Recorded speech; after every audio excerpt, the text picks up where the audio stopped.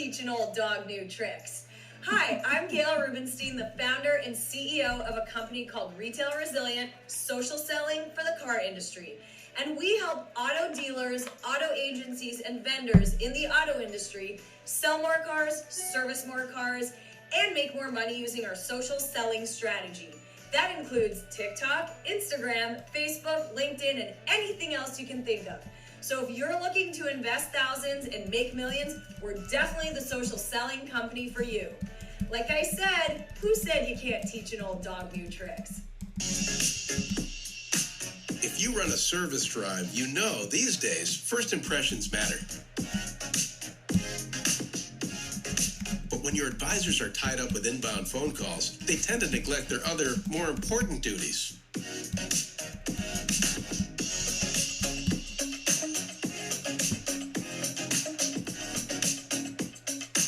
And did you know 75% of all service calls are frequently asked questions in routine requests? Still, the average dealer misses up to 30% of inbound calls, adding up to a ton of missed service opportunity and increased customer churn. 68% of callers actually go elsewhere if they can't get through, which means you could be losing $60,000 to $70,000 every month in service revenue simply from missing calls. So who will pick up? Introducing Brooke. Hi there. Your best service scheduling assistant. Brooke is the first intelligent digital voice assistant to answer, handle, and appoint all of your inbound service calls. Hiring Brooke means absolutely no call goes unanswered, boosting your customer satisfaction and reducing your overhead costs. And talking to Brooke is like talking to a friend with human-level understanding and a friendly conversational voice.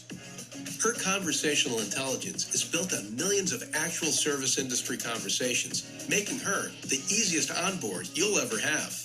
She can handle any volume of calls and follows your policies every step of the way, 24/7. That means even when the lights are off, Brooke is always on. And I can do it without missing a beat. You really do check all the boxes. Book with Brooke today. Visit Brooke.ai or call 866-942-1236. Finally, the perfect match. See that light above the bathroom door over there? That's a big time saver for our technicians and other recon staff. The light goes on when the bathroom is occupied. Now techs keep working until the light goes out. Then they know for sure the room is empty. And when they're busy there, they're also catching up on the news. Not bad news, but news they need for the job. I post these where they can't be missed. Too often, the search for the right product burns valuable time. This inexpensive detailer's cart organizes supplies.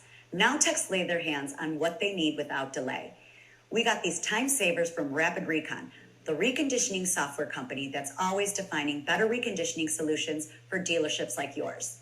When the goal is to get cars through recon in 72 hours or less, every step, every minute, every better decision made helps towards that goal. For more recon efficiency ideas like these, talk to the recon experts at rapidrecon.com.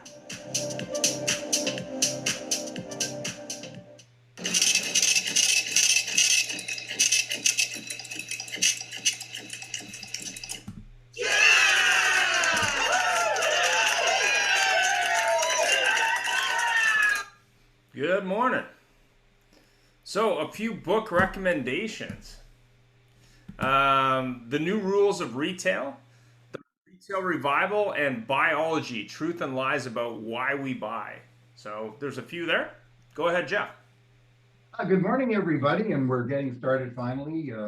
We do love our sponsors, and we give them a chance to get their word out there. And I must admit, I love the lady's comment about the light above the restroom, but we'll just sort of leave that one go. So otherwise, I'd have to utilize our disclaimer, and which is the views and opinions of those on the guesting on the AutoHub show or those of themselves, and not necessarily of ours. And please read our disclosure statement on our website for more detail. Ian. The best technology to invest in, AutoHub Show podcast. Let's get into it.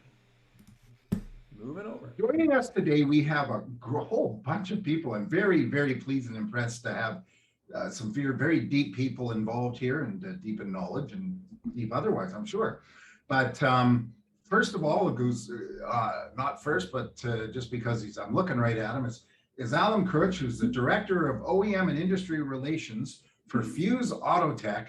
And what it says on LinkedIn is Bozeman, Montana, which may reach the smallest city we've had anybody join us.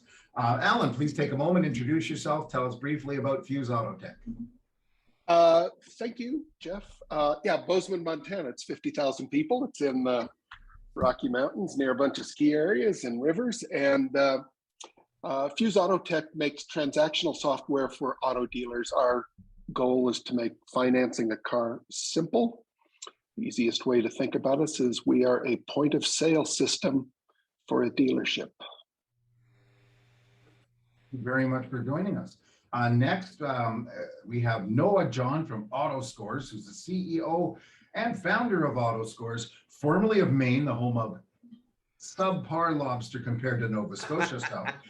But he's based in Orlando, Florida. Noah, could you tell us a bit about yourself, AutoScores, and thanks for joining us. Thanks for having me. And I love Maine, but I don't miss shoveling the snow. That's for sure.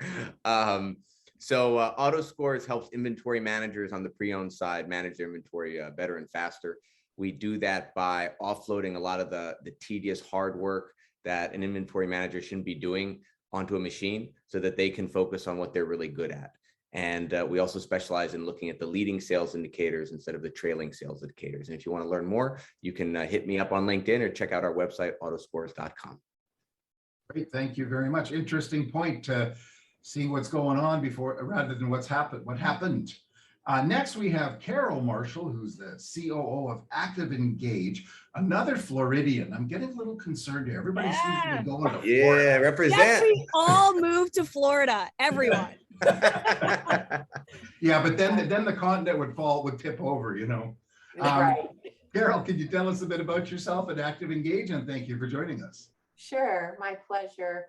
I have been in the automotive industry over 25 years, started in a dealership and been with Active Engage over 13 years. And Active Engage is the leading messaging provider in the industry. We provide software. We have our own development, our own software team. So whether we manage the conversations or our clients manage them, it matters not. Most of our clients choose to have us. We believe that it's all about the people. It's all about that first impression and a real engaging conversation from wherever that consumer is. And super happy. We recently announced our exclusive partnership with Cox. And so that's kept us just a little bit busy recently. So great. Congratulations and thanks again. Next, we have James Hamilton, Senior Account Executive of Upstart Auto Retail from Vancouver Light to Seattle, Washington. James, could you say hi? Tell us a bit about yourself and your company. Hey, how are you doing? How's everyone this morning? Upstart, full spectrum AI lending platform that purchased Prodigy software last year. And we deploy now our financing through our digital retail tool that we purchased from Prodigy. We have lots of things going on. It's been crazy month last month as well. So great. Yeah, there's a new saying: if you can't beat them, buy them. Yeah, I guess that's true. Or move to Florida. Yeah, I'd move it to Florida. It's a little drier. Next, we have with us Brooke Furness, who's the founder and CEO of BZ Consultants, the Canadian term's BZ, from Chicago. Brooke, say hi. Tell us a bit about yourself. Hello. Yes, I am from Chicago, and yeah, CEO, like you said, CEO founder of BZ Consultants. Pretty much our whole goal is to differentiate facts from feelings, which is the name of my podcast as well. And we just help dealers, one, free up their time. Anyone that's been in a dealership knows you get about 200 to 300 emails a day. You're in meetings all day long. And so we're just there to help inspect what they should be expecting and to take the burden off them as they work with both vendors and business partners, because there's a big difference. And so just help ease that burden and help them inspect what they should be expecting. And thank you for having me. Really appreciate it. Thank you for being here very much. Next, we have Troy Glenn, who is the person looking up there, all things CDK up here in Western Canada, joining us from very close to us, Surrey, British Columbia. Troy, say hi, and quick introduction, although you don't need any to our fans. Well, thank you very much. Yeah, so Troy Glenn from CDK Global. I'm the team leader for Western Canada. And just for what everyone knows who our company is, but for what it's worth, Jeff, that whole if you can't build it, buy it. I've never heard of that in my life. And I don't know where you got it from, but I like to learn more about it. Well, wait a minute. Somebody just get bought. Well, yeah, it's all good stuff, but yeah, it happens, right? Yeah. Terrific. I think I've caught everybody. We have a very large crowd live today. I do want to recognize our regulars here, Tim Nilsson, Larry Feldman, and Stephen Granger, Retail Rabbit, sporting a heck of a goatee there, man. You're looking super duper. Ian, go ahead with the first question, please. Yeah, without too much promoting your product specifically, we do have show sponsors available for that. What is the best tech dealers must be invested in today? And let's start with Carol. Wow. Okay. So my answer is a very non-technical answer. But I'll give you a very quick story. So my 21-year-old daughter, I convinced to buy a newer car to save herself on repairs. She did so 6 months ago, 2019, ran out of warranty. 3 weeks later, the AC stopped working. We took it into a dealership, grateful they could get us in to diagnose. She has no AC, and yes, we were in beautiful sunny Florida. So 4 hours later of waiting at the dealership, and again, I'm grateful we even got in to get it diagnosed. We get this really cool video texted to us. You know, this is so-and-so service, master technician, under the vehicle, under the hood, this checks out, everything looks good.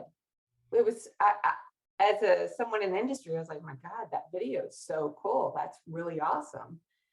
The next moment, my beautiful 21-year-old let loose a string of explicatives, F-bombing all the way, because she just waited 4 hours to find out what's wrong with her air conditioner. To hear someone say, everything checks out, it looks good, were not the words that she was hoping to hear. So my answer would be the best technology is the technology that helps your consumer. Start with the consumer experience. What is it that you are hoping to gain in that consumer experience? And then what technology can your team not just accept, but thoroughly understand how to use? And what that end goal is. It's all about how are you training? How are you rolling it out? What is the acceptance of it, the adoption of it? So, I mean, I settled her down all as well, but that was a real eye-opening for me too, because as someone in the industry, I was like, wow, that's really cool. I love it. But from a consumer perspective, wow, she was set on fire. So the best technology is whatever cures an ail for your consumer and one that your team can adopt and really understand. So maybe someone should train the technician about what to focus on in the video. Right. Did they not know my AC doesn't work? Blah, blah, blah, blah. Like she was, wow. I was like, honey, it's okay. Just wait. So. Yeah. Alan, what do you think? I'm going to, say that Carol's got this right. And I'm going to talk not about technology first and say that culture and process are still more important than technology. If you have a culture that's welcoming, that's a winning culture, if you have processes that get the work done, technology can accelerate that. But every single dealer in North America, in behind their dealership, has a graveyard full of technology and widgets they bought that they could not put into their system because they didn't have process. So I'm going to give you the characteristics that I think are important for technology right now. I'm going to tell you about the problems it should solve. First of all, this is what I believe customers want. They want price and payment transparency. So, you know, we've been playing cat and mouse with the price in this industry forever. And the current environment this makes no sense. We can go to Amazon, we can go to insurance companies. People are used to this transparency. So the technology has to give us that transparency. People want respect for their time. Now, I think most people would think about this as speed, but it's really go slow, go fast. Meaning, when I'm in a store making the decision to spend $50,000, I may want you to slow it down a little bit and not rush me. Once I say, yes, I want you to go at lightning speed, customers are still asking, I've been on the internet for 12 hours. I test drove the car. I said, yes. Why does it take 3 hours for me to give you my money? It defies reason. And then the last thing is customers want control in the process. They want the ability not just to have everything dictated to them. And I'll use an analogy here. If we're driving on a mountain road, if I'm sitting in the passenger seat, there's anxiety if I look over the cliff. If I have my hands on the wheel, I'm starting to feel a little better. Keep in mind, spending $50,000 can produce anxiety for customers. Most of us don't get a lot of practice spending $50,000. So I think these are the problems to solve that technology can be deployed. There's transparency, respect for time, and some control of the process. Thanks for that. James?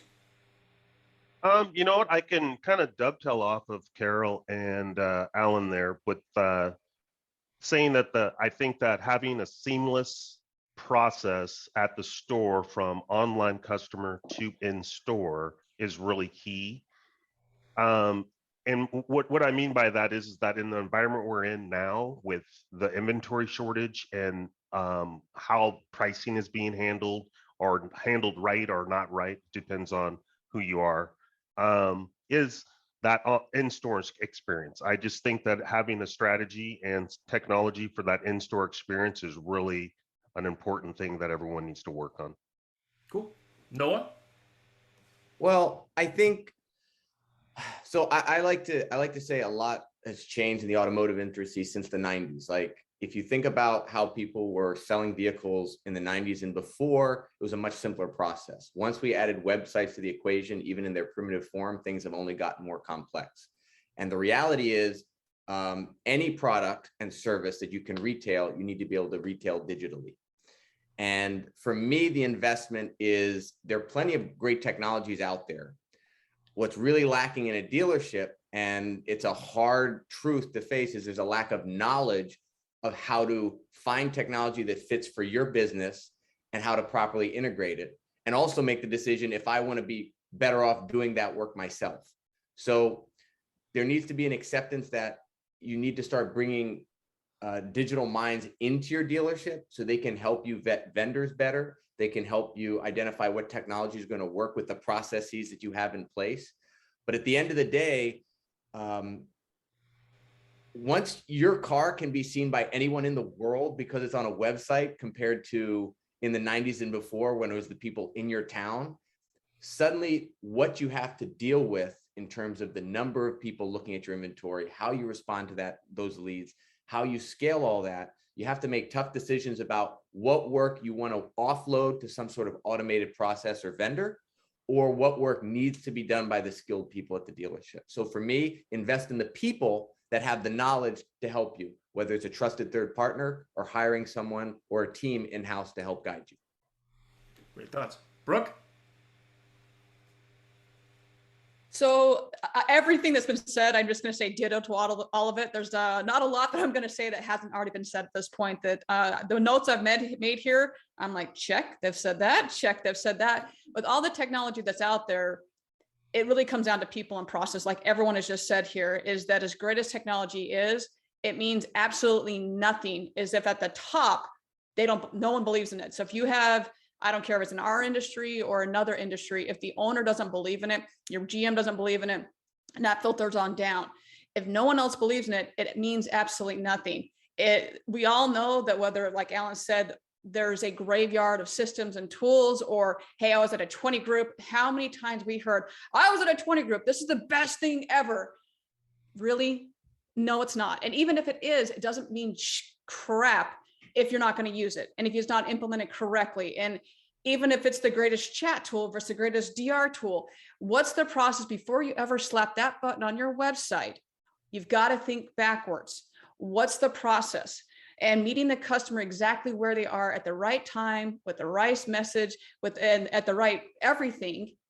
What's your process? Because as soon as you implement all that, there is a domino ripple effect of what is going to happen. So take a step back and figure out, okay, what will happen?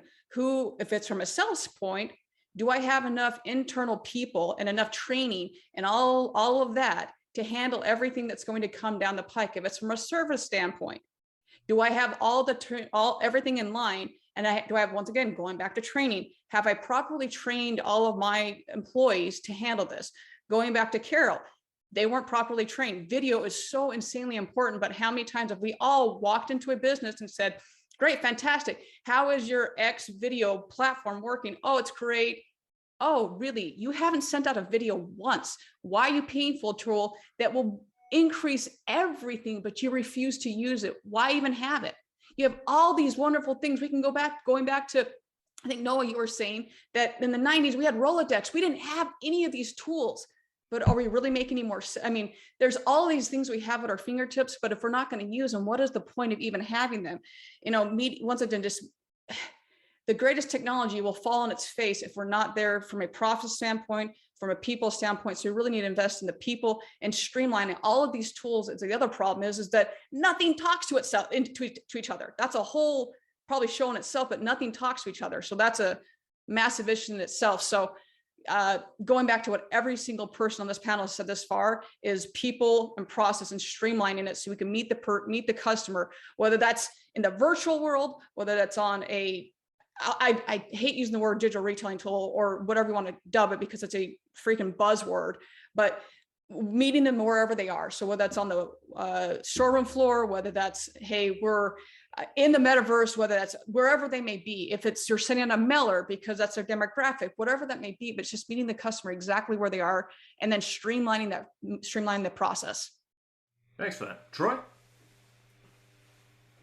Again, it's all ditto for everything on there. I would say that training on the technology you've already invested tons and tons of money in is huge. Respect to the trainers that are on this call, because whenever they walk into a dealership and they acknowledge that there's processes and there's tools and they work really hard to connect them, I think that getting what you've already invested out of is huge.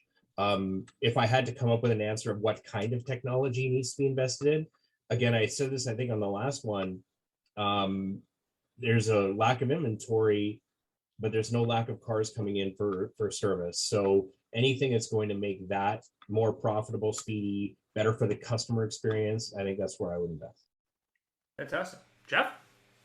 Points, very good points there. And when we watched our opening video, the people from McKinsey and company, they're way bigger than I thought they were, but I knew they were big, talking about all these things and the automated delivery and et cetera. And people may have, I loved watching the grocery cart go down the aisle with the robot hand pushing it and the other robot hand putting things in it.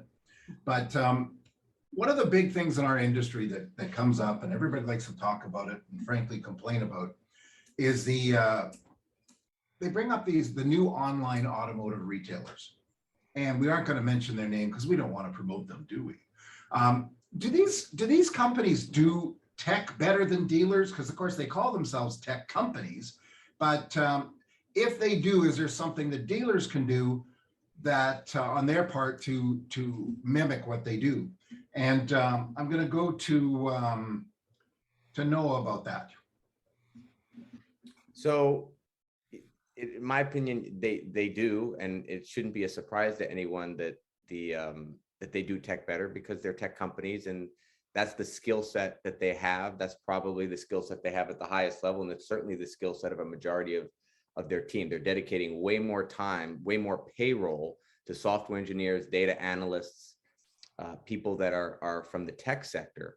And what they lack, and what the dealership has, is the in the trenches, decades and decades of buying and selling cars to people. And to me, it's a matter of each of them has their strengths, And to what people have said already on this panel, there's a certain expectation, whether the dealers like it or not, whether any business likes it or not, there's a certain expectation because we're not competing with other dealerships as retailers, we're competing with other retail experiences. So whether it's going into the Apple store to buy a product in store or online, or that transition from buying the phone online, being told to pick it up at this location and what that experience like, everyone's going to compare you to the best experience they have. Whether that's fair or not, that's what the consumer is going to do. And right now, there's no doubt with Amazon, leading the way early on through this, there's an expectation for this sort of concierge type service that includes, whether we like to use the term or not, a digital retailing experience that's up to snuff. And that requires tech expertise. And the good news is, this is not an unsolvable problem. It's been solved for a long time, which means there are tools and services and companies out there that have experience doing this that can be utilized by dealers. As I said earlier, the issue is, while the dealers have the in the trenches experience, they're going to struggle with, okay, how do I pick the right person or organization or team to work with? And that's where the challenge is. But, and I don't want to take all the time because it's an interesting subject, but I think my answer is yes, those guys are doing it better, but there's a trade-off because what they lack is that in the trench experience. So what I'm hoping is that the progressive dealers are open-minded enough to look outside their industry a little bit for help, because I know automotive is so unique, and I know that better than anyone, right? You take a GM, you put them in another business, they'll do fine. Take someone out of another dealership and put them in a GM role, they're probably going to be sweating bullets by 7 a.m. because of all the stuff that they just entered in their email, let alone the service people knocking on their door and stuff. So it's a question of embracing, finding help, and hopefully being able to find partners that you can trust that can help lead you in those areas that you might not be comfortable with early on. A very good point. Thank you. I actually saw something on LinkedIn yesterday that there's somebody trying to organize dealers to not provide service to customers that bought their cars from those retailers. And the first thing that I go is, why? James, I'll hit you with the same question. It sounds like these people, being tech companies, do tech better, but what can dealers do to bring their business up to that kind of level? Well, I think that he's right. Noah's right that they do tech better, but the tools that are available to dealers can help compete with that. It's just that the dealers have not embraced all the tools that are available to them, and so they just sit there and complain that, hey, they're this so and so and so and so stealing my customers, stealing the cars at the auction, and instead of embracing what's going on in front of them. And most of the tools that are out there for these consumers right now, or for the dealers, are based on prime buyers. So they're talking to 35-40% of the consumers out there, where the other online retailers are talking to everyone. They have not put themselves in buckets because all of them sell used vehicles. So the dealers could do the same exact thing. They just have to embrace the technology that's available to them. Very much. Up here, one of our retailers, like down there, they're actually a lead provider. They've been selling leads for 10 years to dealers. So it's interesting how they combine that with their business. Brooke. Yeah, it's a great question that you posed there. A couple of thoughts on it is, if you look at the companies out there, and as we said, we all know who they are.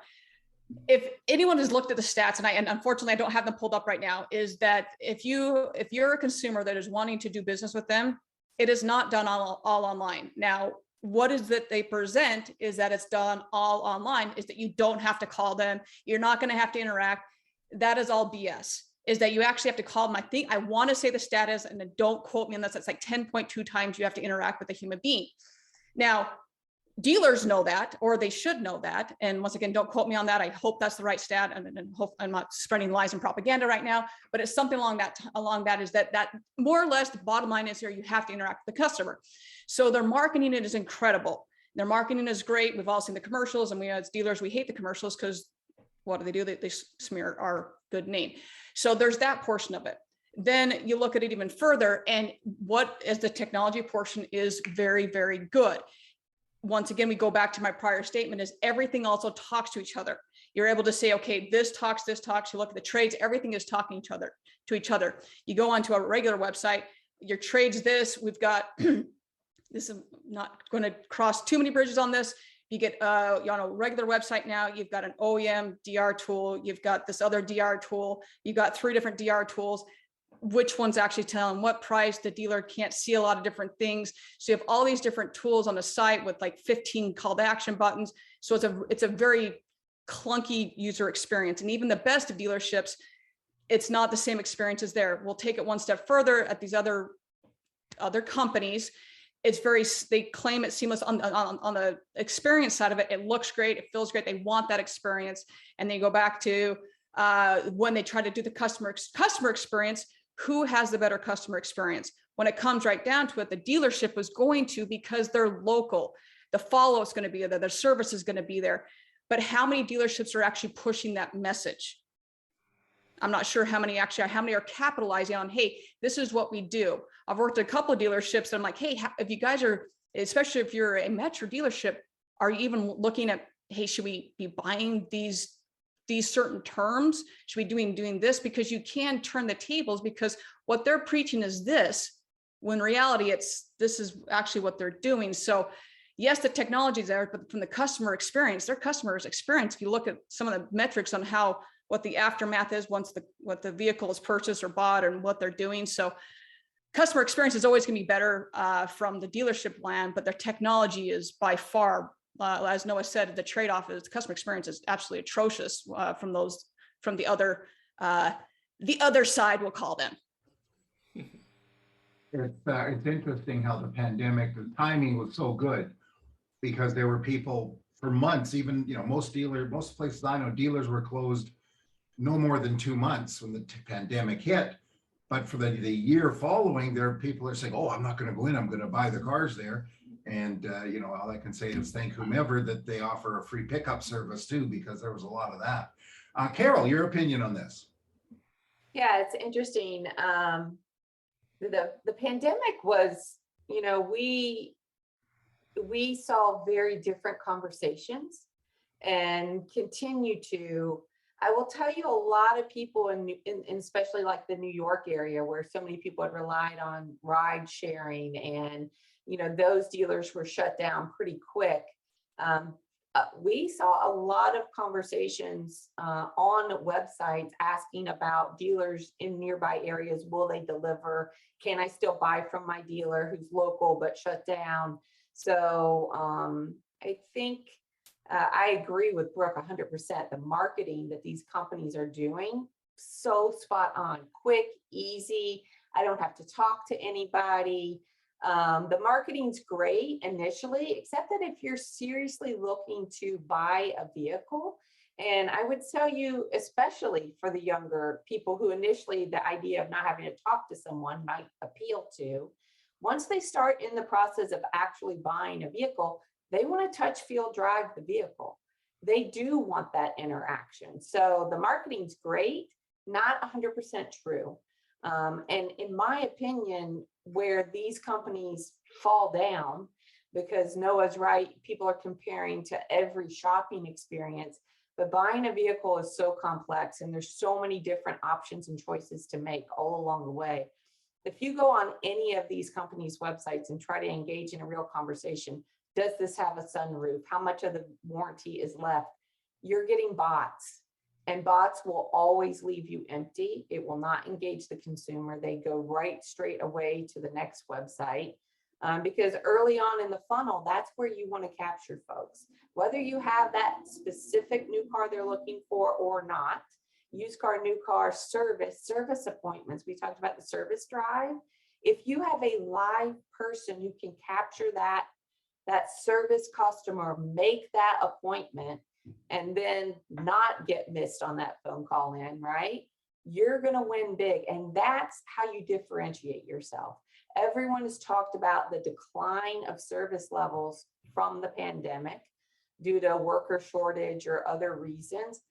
My gosh, how much can you stand out when you have a live human, the first person talking to your shopper or your service customer be a live human, you stand out instantly, immediately, because people prior to the pandemic, people were very transactional. Do you have this? Do you have this? This is what I want to do. Much more relational, much more relational. How are you? How's your day going? They want that connection. So I do think it's interesting to watch how these other companies are kind of declining. And I think it's a really exciting time right now for our dealership partners. Like, let's step up our game and let's capture these shoppers out there. Very good point. Thank you.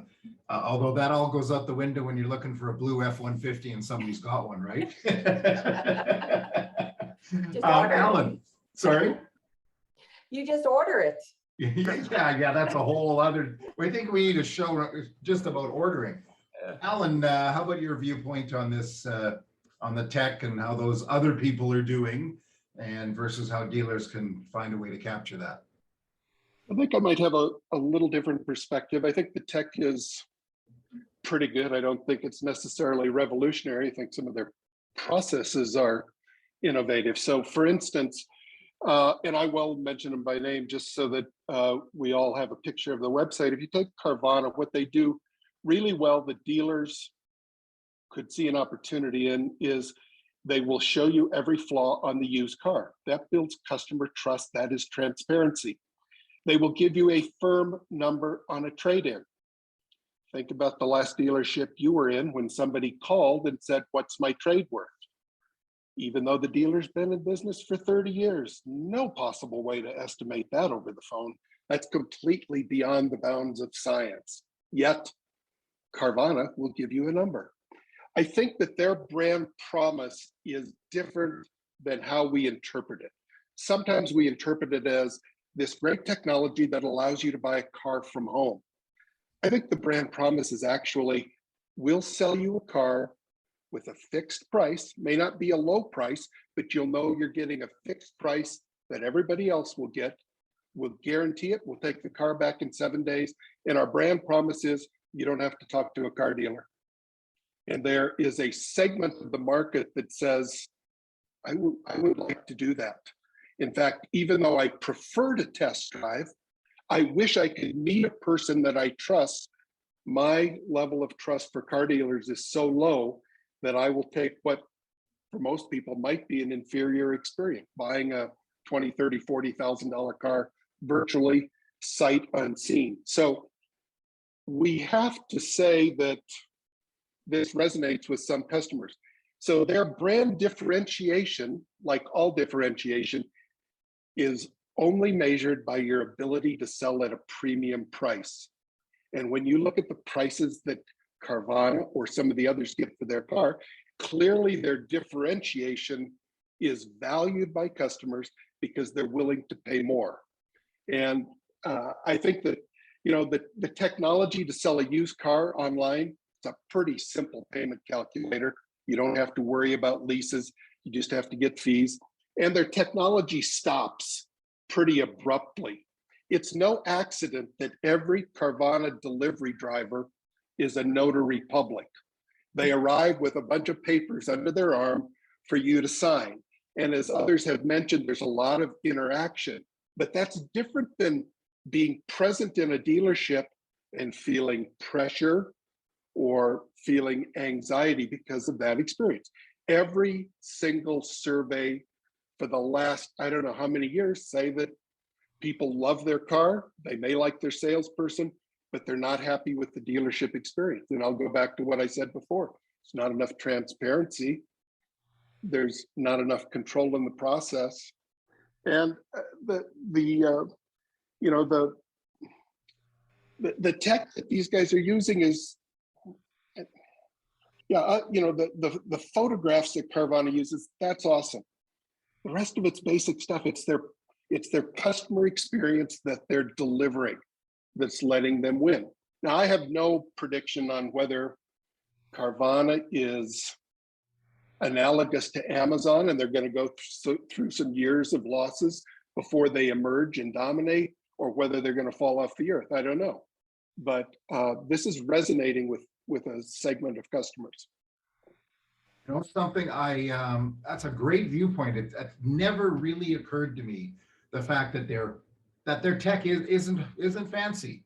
You know, it's not like people they're getting right into their head literally with a bot and seeing what they want to do, and then having them do that. They just post it online and go through that.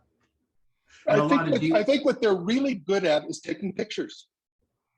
There's no dealer website that's as good at taking pictures as Carvana is. And I'm told that by folks I know that work there, that the first photo studio cost $1 million to build, and it shows. So in terms of online merchandising, just the basics, pretty pictures, good price, they're really good at that. Alan, I worked at a dealership, and they wanted to do the whole Carvana experience, and we looked at it, and it was, I'm not going to say it was $1 million, but it was astronomical to have we weren't going to use spin car. We're just going to have the whole, 3D. And it was like, as quickly as they were turning cars, like, this doesn't make any sense. Like it will go, you're going to lose money. So, and to Carvana, like you said, they take an incredibly good job taking pictures, but it didn't make sense. We're like, we will end up losing money at this store. Well, frankly, they're losing money right now. And the other thing about them, which doesn't have anything to do with our topic, they don't make a lot of money per car either. You know, a fella I knew came to me and said, you know, how much wants to sell his car, extra car. And it was an 11 BMW. And he said he got a phone call from the Canadian version of that, and they offered him a price for it. And I said, take it. He said, are you sure? I said, don't even think about it. At the end of that week, it was online for $600 more. And out of that 600, they have to do an inspection and make sure it's safe. So it's very interesting. Troy, I know you're last, you're not least in this question, but please, what's your opinion there? Because I think you might know a little bit about tech. Well, the original question was, do they do tech well? And the answer is yeah, because they're a tech company, they better. But the analogy that comes up a lot is the Apple Store or Amazon. And I really think that the analogy we need to look at for these guys is Netflix and Blockbuster. So Blockbuster is like, we're going to be around forever. We're going to do what we got to do. We have a bright store. We have great experience. It was good in the moment. It was better than the mom and pops, right? But there's a great analogy there too, because the mom and pop video stores all got bought up by Blockbusters, and then it's like the dealer groups today. Well, Netflix, when it started, was shipping DVDs in the mail. It was an inelegant answer to a problem where people didn't want to go into a Blockbuster, but they figured it out. And I think right now, any dealers that are saying, oh, Carvana sucks, they're not going to figure it out, their customer experience is garbage, well, they just have to solve that part, whereas the dealers have to solve all the other part. And so I think if the dealers, to Alan's point, can figure out the customer experience angle and why people want to do a car process online, no matter what part of it, and just like Noah was saying, you know, maybe you do want to do, 8 out of 10 steps online. You still have to come into the dealership, and, automotive is very unique in that there's a real visceral response to hearing a car start for the first time or smelling leather or all of that stuff that can't be replaced with an online experience. But I really do think that Carvana's got a little bit less adapting to have to do than dealers have to do in tech, and there needs to be a meeting in both. The difference between that analogy and the Blockbuster Netflix analogy is that the dealers aren't going away. They just have to make sure that they don't lose any more market share and fix the problems that they have. But again, I think if Carvana can dial in that customer experience and that process piece, to Alan's point, it's going to be good. I took a very interesting point from what you just said. When you took a look at the Blockbuster, I'm hearing the word you said are what dealers are saying now. Now, they're not going to do that. They want to come in. They want to go through the experience. And hey, I don't know how many of us on here didn't have a great time going into a Blockbuster and walking around and pulling down all those DVDs and videos and tapes for some of you older people and think, nah, this will never go away. And now look at what we're doing. So it's an interesting warning. Ian. Yeah, we had a metaverse show last week. If you haven't watched it, it's pretty interesting. We also had the first U.S. car dealer to actually deliver a car in the metaverse, and it's kind of interesting because he was talking about the clunkiness of it, which we're talking about a little bit today, which is kind of interesting. But there was comments about simplified and technology and new way to promote and compete business. Do you agree that the metaverse is going to be sort of the future of how we attract younger customers who prefer to buy a car with a headset versus visiting a dealership? But more importantly, the clunky nature, I think, is a lot similar to what we're seeing today, which is that we have all these bits of technology. It's really just about how can we simplify that technology piece and then also deliver the best experience. So let's go ahead, James. What do you think? Well, I think that, like I said before, is that most digital retailing tools out there today are made for prime buyers.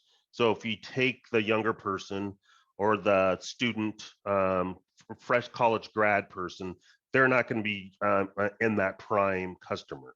So there's, 60% of customers, including the subprime customers, that are not having the ability to do what we're talking about here today, and going through an end-to-end process of purchasing a vehicle, getting financed, regardless of what your credit is, something getting presented to you. And younger people today don't want to go through the whole process of going to the dealership and experiencing something that they've never obviously done before with the 4 or 5 hours at the store. So my take is that yes, if you can do end-to-end, online to in-store, including financing, you're going to win. If your dealership has that ability, or your tech has that ability, you can win. Cool. Hey, Ian, can I add something? Of course you can, Larry. Go ahead. Okay, I'm listening to everybody on the panel. Everybody's really smart. I'm going to jump in with Carol. Carol, I have a radical piece of technology you may all want to try. It's called a pen. If the moron that sent the video to you had just written down the air conditioning is not working and it's 700 degrees because we're in Florida, maybe something would have happened. I won't say what a good trainer I am because Ian will want to bill me for advertising. But if you don't use Larry Feldman, get off your ass in your dealerships and start training people. There's another radical thing. Tim, you'll appreciate this because Jermaine and selling, through the metaverse, these things on the side of your head, everybody, are called your ears. And if we could train our people to listen better and actually be human beings, I am the dumbest tech person on this program. Having said that, I've got 200 dealers that are paying me to find techs, service people, and I run it off my iPhone, okay? So I'm not that bad. I'm a human being. I answer my phone, I smile at people, I tell jokes. We are going to get so screwed because people are so used to pointing at a car and saying, it's only 7,000 over, and if you don't want it, the lady with her clutching her purse will take it. You throw that in with floor plans now coming back at a high inflated rate, I'm licking my chops because my service, I'm going to be so busy training people who have become utter lunatics. But as everything you're saying is brilliant, every one of you, I'm impressed with you, but it still comes down to listening.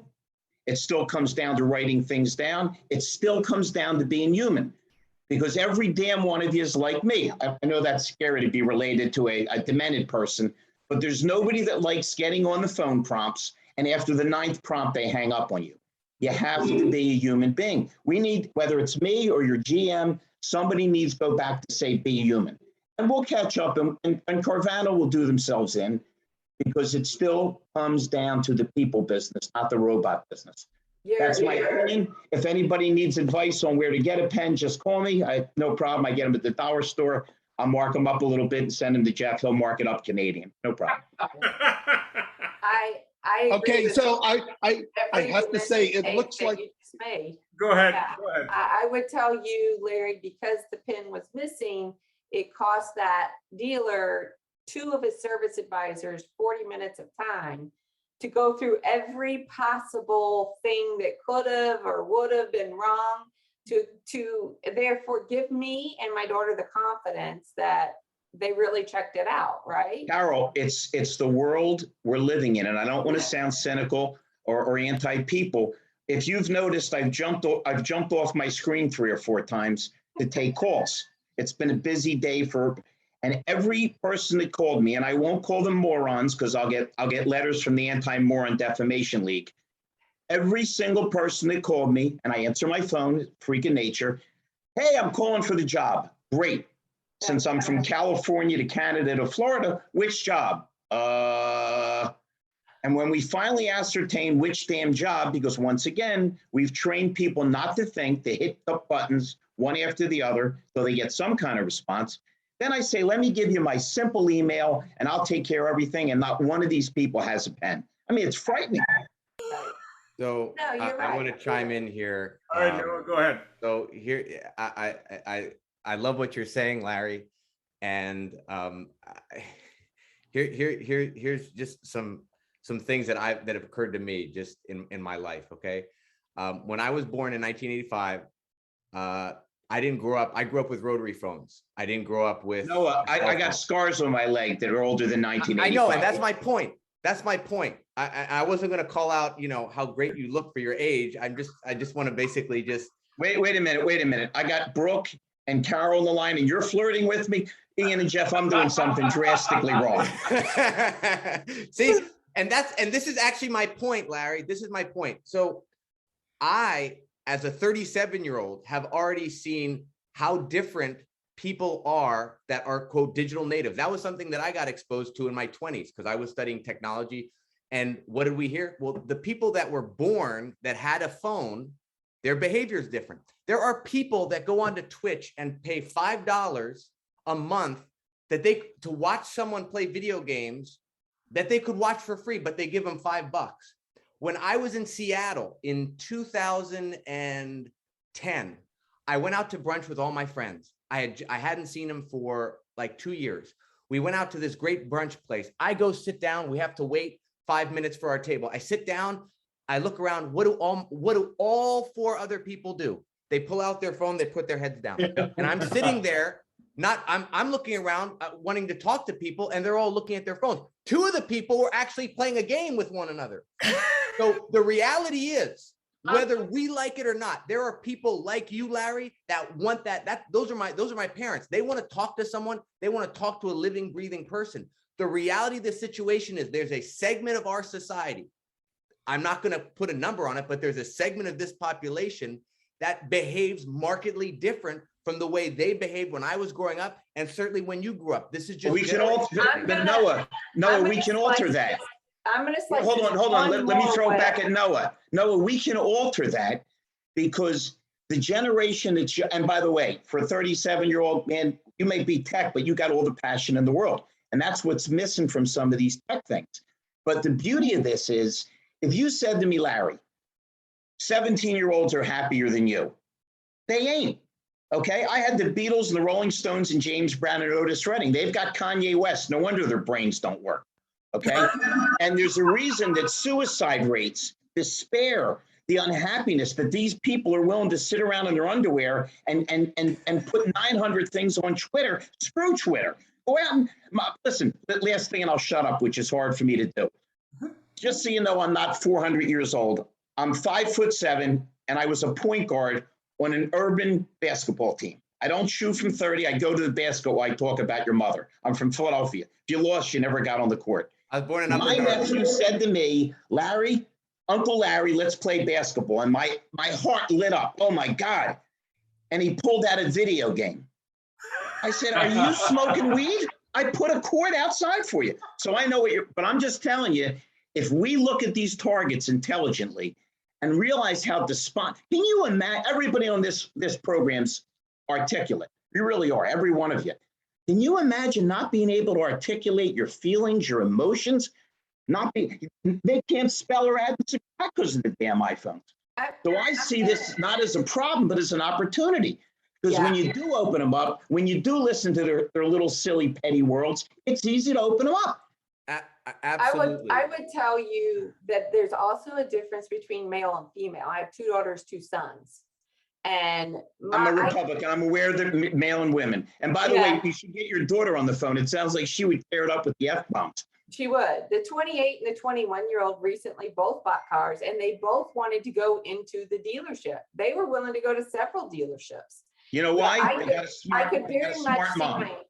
I could very much see my sons, oh, that's kind of cool. Let me try this, whether it works or not. But I could see them going down. And I guess that's the thing, is there is going to be that segment of market. I agree. There's going to be that segment.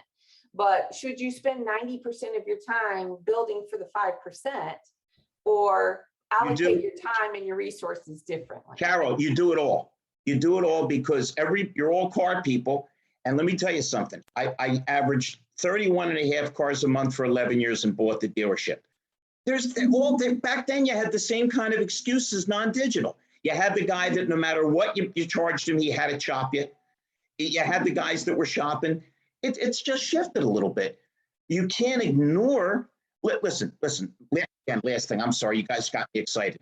What used to drive me berserk is, as you've all figured, I'm good at communicating. And I used to pick up and drop off my customers' cars, so I was unskateable. You couldn't steal my customer.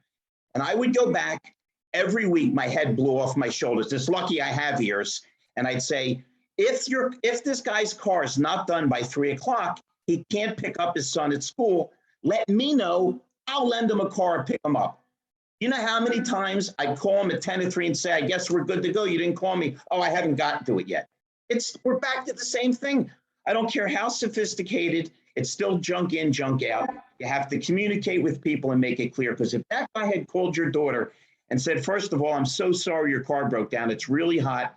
We're going to fix it. We're going to you would have hung up and lost your mind. You would have said how nice they are. She'll be telling that story when she's 90 years old about how she got stranded and these idiots sent her the wrong video. I just don't think it's that hard to communicate. All right, Ian and Jeff, was that disruptive enough? They send me a check every week to destabilize me. So, Alan, I think you had some thoughts. Well, first of all, I think you've found your first spin-off, The Larry Show. It's one of the most awesome things I've seen in a long time, and I love it. Alan, feel free to reach out and connect with me. If you reach out to me on LinkedIn or call me, I always answer my phone. You look like a pretty cool guy too. Why don't we go out and get in some trouble and we'll blame it on Noah? As if either one of us needs more trouble, but yes. Sounds like my friend. So let's take the Apple Store. By the way, there's nothing easier to sell online than an iPhone. Nothing easier. Everybody knows they work. Everybody wants one. You know what the price is. Couldn't be easier. Yet Apple spent $71 billion to build 510 retail stores because they know that's where brand is built. They know that those personal interactions that Larry talked about, that's where the brand is built. The Apple training manual is very hard to get a hold of. It's a secret because it's so good. It's confidential information. If you search around on the internet, you can find snippets of it. But the Apple employees are as well trained as any retail employees out there. They combine that with technology. Go to a Verizon store and say, I want to buy an iPhone 12. They're happy to sell it to you, and they're happy to point you to the place at the counter where you can go pay for that. Usually a bit of a line, there's usually a bit of a kerfuffle with your credit card. You go to an Apple store and those highly trained employees, every one of them has a cash register in their pocket. They'll pull it out and they'll sell it to you instantly. So they've got the transparency and the speed. And so this, and I think that James would agree, he's in the same category of business we are, is that this idea that we can put a cash register in the hand of every well-trained employee in the store.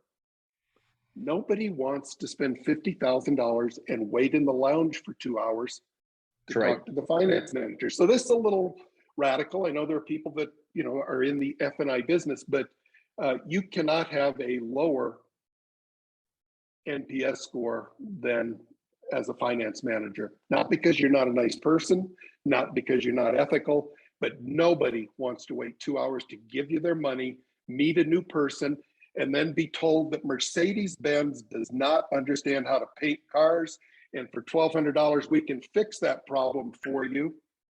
And, it just defies modern retailing.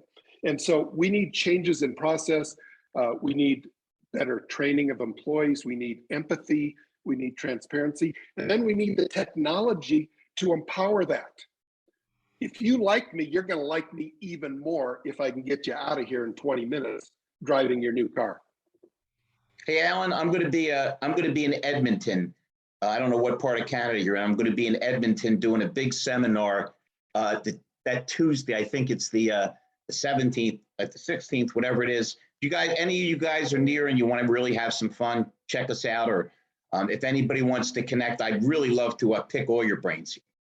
Thanks. Tony, I'll even talk to your parole officer. James, you have some thoughts?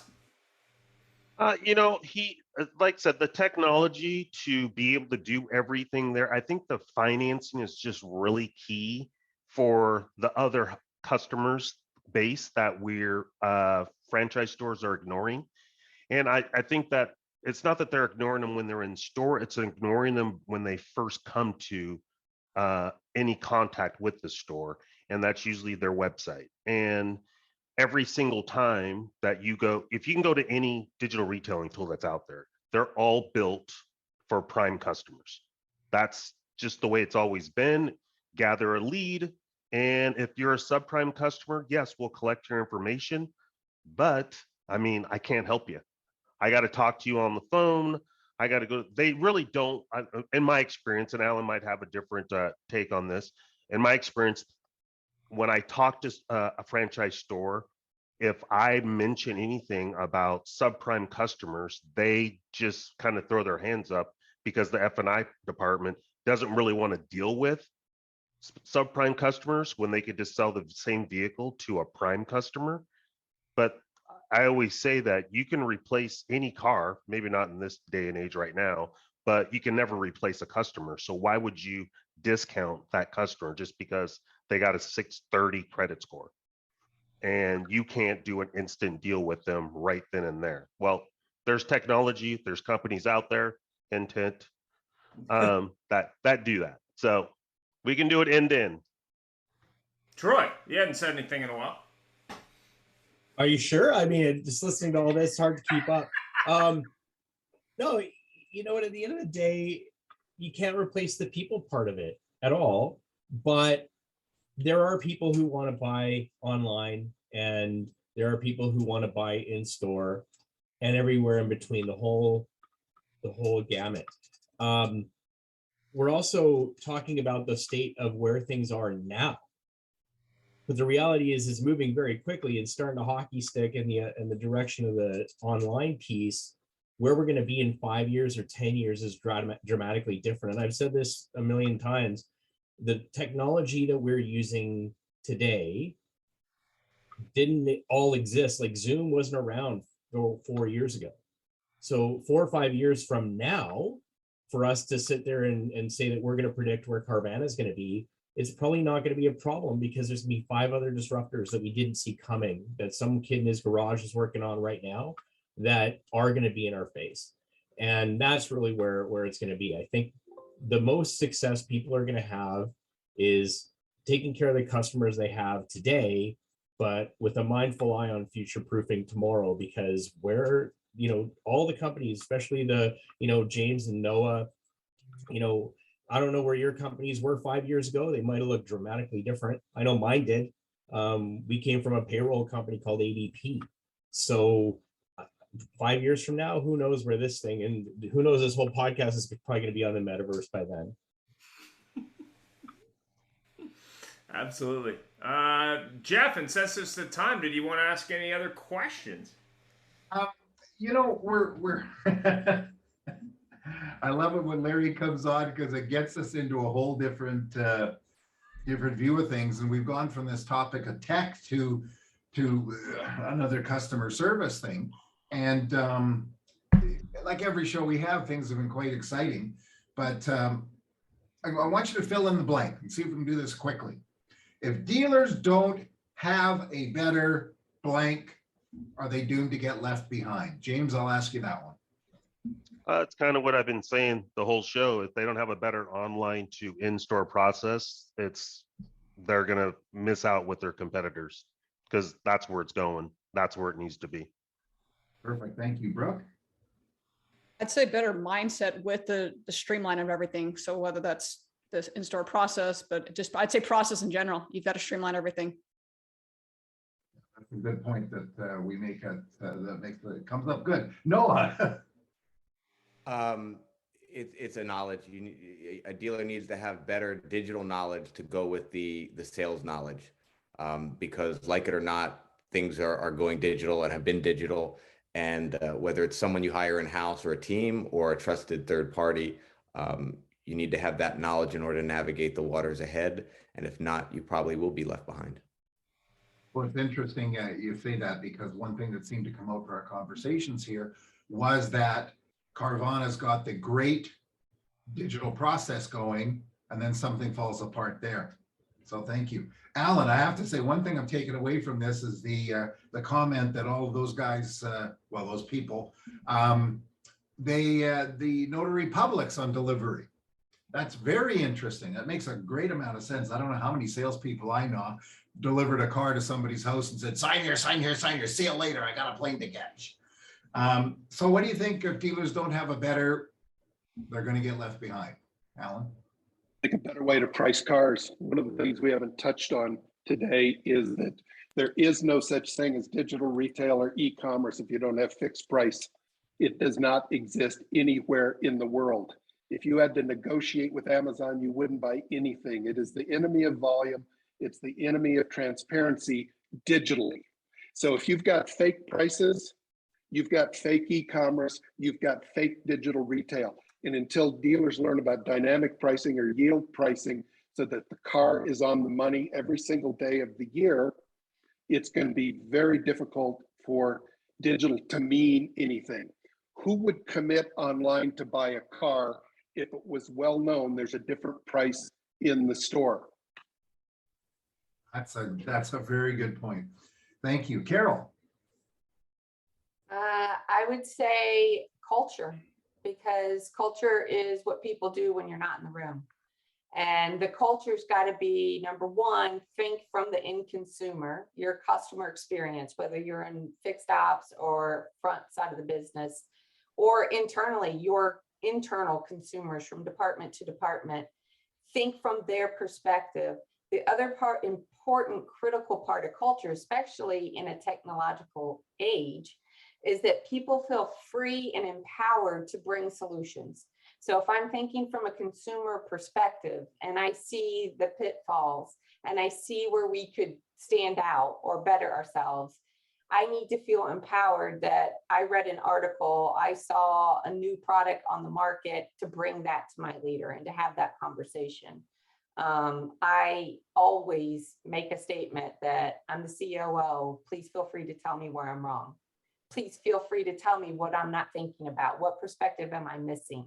I expect that from our team. And if dealers can kind of embrace that entire culture, then your tech experts, as we talked about, who can vet these new technology tools, they're amongst your team. They see what happened every day. They know what's going to best fit. And then talk about adoption rate and understanding how to use it. It's through the roof. Very good point too. It's not just one answer. Everybody's got a totally different answer, and you know, somebody doesn't say, well, if you've got to get this AI and this, etc. We're talking bigger than that, much bigger than that. Troy, what do you think? Everyone took all the good ones, so I'm going to say, if dealers don't have a good eye to adaptability, you know, move with your market, move with the technology. It's that whole adage of, you know, it's not the strongest that survive, it's the most adaptive to change. Change is happening at an incredibly rapid pace. And I think it's part of the reason why we're seeing a lot of legacy multi-generational dealers selling out. It's not just because the money's good, it's because there's a lot of adaptability that needs to take place, and it's hard. Oh, that's a good point. Thank you. One thing I have to say to Larry, Alan is located in Bozeman, Montana, which is a lot closer to Edmonton than many, many places in Canada. But hey, there ain't a more American place than Montana. Ian, I'll leave it to you to close off. Yeah, great show. I really like the tie-in between the metaverse and technology and people. I agree that, you need to figure out the technology, but really it's about the people at the end of the day and how they communicate with multi-generations. I went out to brunch or breakfast with my niece who was in town with her husband, and they're in their 20s, and they communicate virtually the entire time with text message, even to book a time to meet with me. So the phone is an alien device for them, even though they use it for text messaging. So I think you really got to be where that person is. And even though the phone may be your preferred mode of communication, you got to think about what the preferred mode of communication is for that person you're speaking to. Whether it's right or wrong, it's just the way it is. And thanks for watching. A very interesting point of that you just mentioned about how different generations communicate, Noah, Larry, Ian, etc. My daughter, who's, I'm scared to admit is 30, we were chatting one day, we go out to eat a lot and we're paying, and the server says, would you like a copy of the receipt? And I said, definitely. So they gave it to me, and my daughter says, and that's the difference in my generation and yours. We don't ask for a copy of the receipt because we got a digital version. Thanks very much. Thank you all, everybody. Great week. It's been a real pleasure. It was a pleasure to contribute and meet everyone. Thank you. And of course, the saying goes, if you enjoyed the experience, tell everybody. If you didn't, I hope you did. Larry, your check's in the mail. Okay, thank you. Awesome. Thank you. Nice meeting everybody. Please reach out to connect.